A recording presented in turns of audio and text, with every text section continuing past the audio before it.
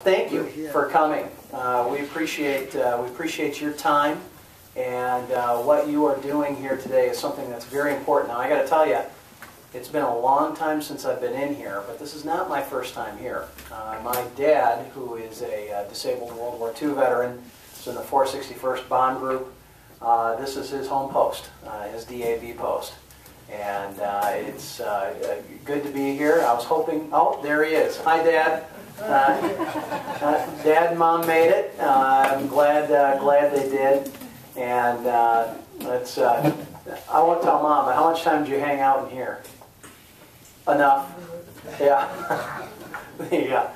But what we are doing here today is, I think, of utmost importance. This is a series of generations that are slipping away from us, and we need to make sure that we preserve those stories and to make sure that we are setting the precedent to save those stories moving forward, not just from World War II and from Korea. We need to make sure it's Vietnam. We need to make sure it's the first Gulf conflict, this current conflict, because we know that in many ways that's a way for our veterans to also deal with the experiences that they went through and being able to share them. And we're thrilled. We've got some friends right here that are here because they love history, and seeing the kids, seeing the Zalster family come out and experience this is very important. And we've got to make sure that we do that for those future generations so that they can learn as well. So with that, appreciate this. We're going to have a little, I'm going to pass it along to Mr. Jim Smither, who's from Grand Valley, who's going to give us a little bit of an introduction about the Visitors History Project and how I kind of backed into this in a way. A number of years ago, I sat on the board of a film school in Grand Rapids called Compass Film Academy, and decided to take two crews to a reunion that Dad had in Washington, D.C. shortly after the World War II memorial opened up.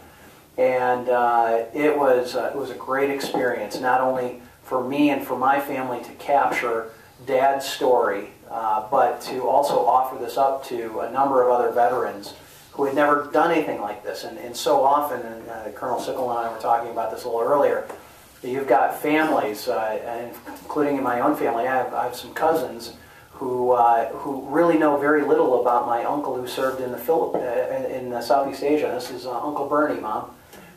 Chris and Dave. They know all they've got is a couple of photographs. They don't know where he served. They don't know what he did. And in talking to my cousin back a while ago, he was saying, "That's my biggest regret. Uncle Bernie's gone." They don't have the documentation there, the stories, what had happened. And I'm so thrilled that we were able to get Dad's stories and then offer it up to I think it was 17 other guys.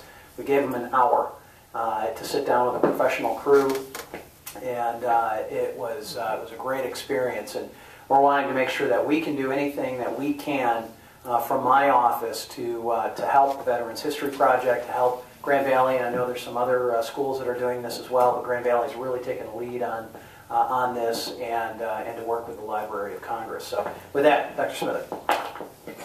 All right, thank you, Bill. It's a pleasure to be here today. I notice a few familiar faces out here. There are some people in the room who have already been interviewed for the project, and thank you for that. To explain a little bit about how the project works. The basic idea of it is just to record the stories of as many individual veterans as possible, in part simply to create a more complete record than we would ever have otherwise.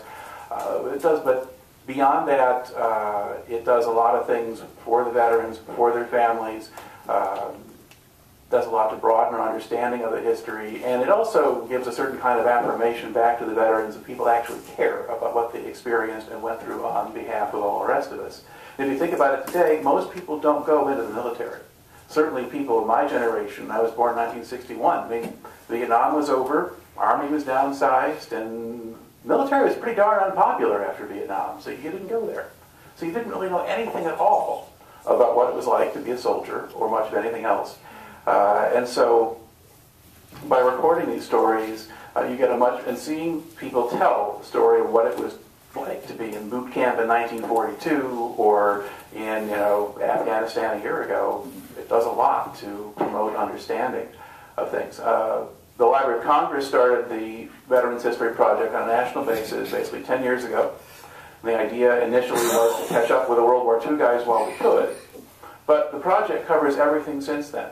And at Grand Valley, we talk to people from the different wars and who were in the military in between wars. We also talk to civilians who have stories to tell that help us better understand the wartime experience. One of our side projects right now is interviewing professional women's baseball players. So the women of a league of their own, from that movie and so forth, because that league was created when minor league baseball shut down during World War II, and Mr. Wrigley and people like that wanted to make sure to maintain some interest, and the league took off and played till 1954. And there were times teams in Kalamazoo, in Muskegon, and certainly in Grand Rapids where we had the Chicks, and so we've done a whole string of interviews with them. I've talked to people who were in the South Vietnamese Army about what their experiences were like. So we cover a lot of things. A few basic things to be aware of here with the interview process. And the first one is, it's not any kind of third degree. No one's going after you and trying to root out all of the dirty facts they can and so forth. In fact, we tell people going in, if you have stuff you don't want to talk about or cannot talk about, and I've interviewed people who've blacked out all their combat experiences, that's fine. Whatever you can tell us is better than what we had when we started. That pretty much is up to you. I have guys who really don't want to talk about what they did on leave in one place or another in the Far East for fear that 60 years later their mother might find out. So, that's pretty much open as far as that goes. We do interviews in a variety of ways. We can come to your home and just do the interview right there. We can bring people into a TV studio and do shoots there. Either way, you'll get a copy of the interview when you're done that you can share with family and a copy for yourselves. The interviews, once they're conducted, then go into our archive at Grand Valley. And right now you can go onto our website and view hundreds of interviews. I have my students make detailed outlines or full transcripts of each interview so researchers can search those databases and find whatever they want to find. So it means that people anywhere in the world who want to research a unit you served in or actions in a place that you went to, they can find you, they can find your story, and see you telling about it. So it's really kind of a remarkable thing that we have up and going. But ultimately, it depends upon the willingness of individual veterans to come forward and to tell their stories. So for those of you who've done it already, thank you. And for the rest of you who are veterans here, please think seriously about signing up and doing this. We make it as easy for you as possible. And it costs you, by the way, no money. And in a room that probably has some Dutchmen in it, I figure I should say that up front. That's sort of the basics of how the project works. And now I'll kind of give the floor back to Bill here, and we can proceed.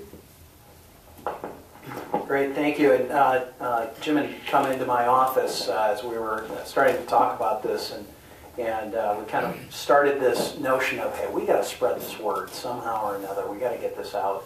And I appreciate your time and your interest in really wanting to make this happen. And we're hoping to do this not just down here, but kind of throughout the district to capture that. So